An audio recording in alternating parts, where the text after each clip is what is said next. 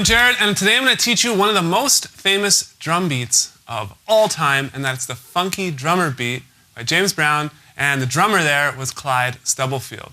Now, I recently watched an interview with Clyde Stubblefield and John Jabos Starks, and they're basically talking about when they play, what are they trying to do, or who are they trying to sound like, and both of them kind of said they're not trying to sound like anyone, and they're not going to sound like anyone else but themselves. So they just play like themselves, and whatever you get is what you get.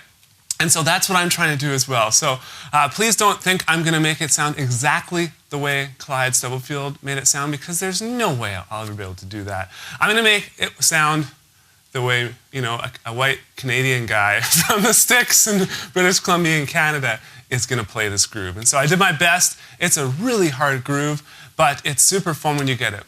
Now, this groove is the most popular ever because it's been sampled over 7 million times. Okay, so tons of artists have basically taken a chunk of the beat and put it in their song. That's what sampling means, or something to that effect. So they'll take like a 4-bar loop or an 8-bar loop. And I mean, Clyde plays it in many different ways. It's not the exact same every single bar. The open hi-hats are a little bit different. Some of the snare shots a little bit different. And so what I've done is I've just chosen one of my favorite portions, and we're just going to talk about that. And this is in the little break where he's saying, "Ain't it funky, ain't it funky." But yeah, let's just jump right into it. Okay, so it's 16th notes, and we're going to start just by kind of breaking it down limb by limb. So we'll start on the hi-hat. Now I'll play the hi-hat part for you at 60 beats per minute.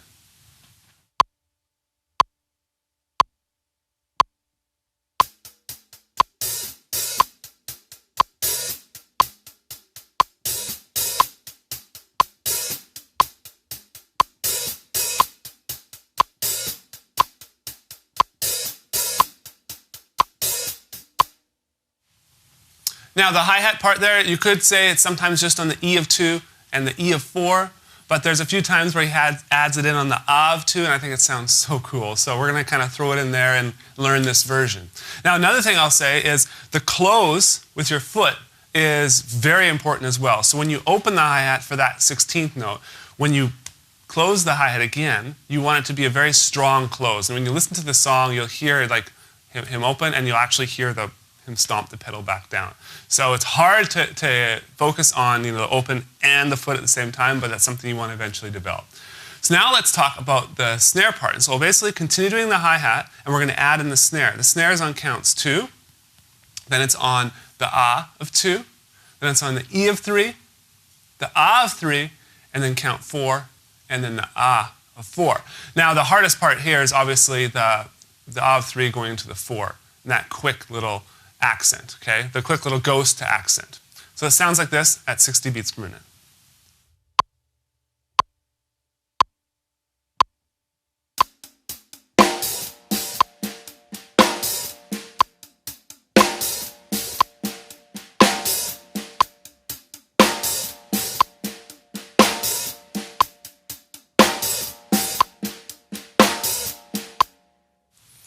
And after you got that, you can just add in the basic foot pattern. Okay? Now the kick is on the 1, the and of 1, it's on the and of 3, and then the E of 4.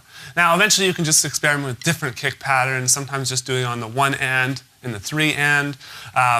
This is just kind of the one I chose. There's many different played throughout the song. Okay, so we'll do this again at 60 beats per minute.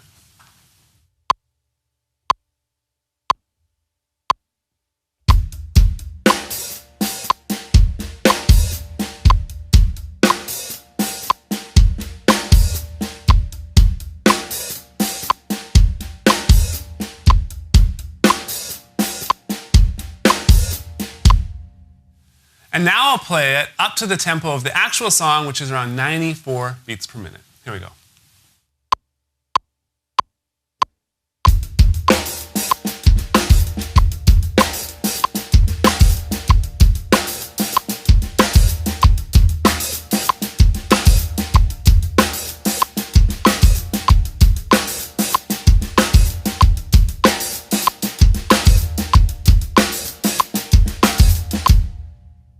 And that is how you play one of the most popular drum beats in the world. And like I said at the beginning, I'm not trying to sound exactly like Clyde Stubblefield. I will never be able to. But I'm really trying to learn this beat because hopefully it'll inspire me to create something different or create something of my own. Hopefully it'll help me work on certain techniques like that right hand technique or the ghost note technique or the accenting. I mean, there's many hidden things in here that we can take from it and learn, okay?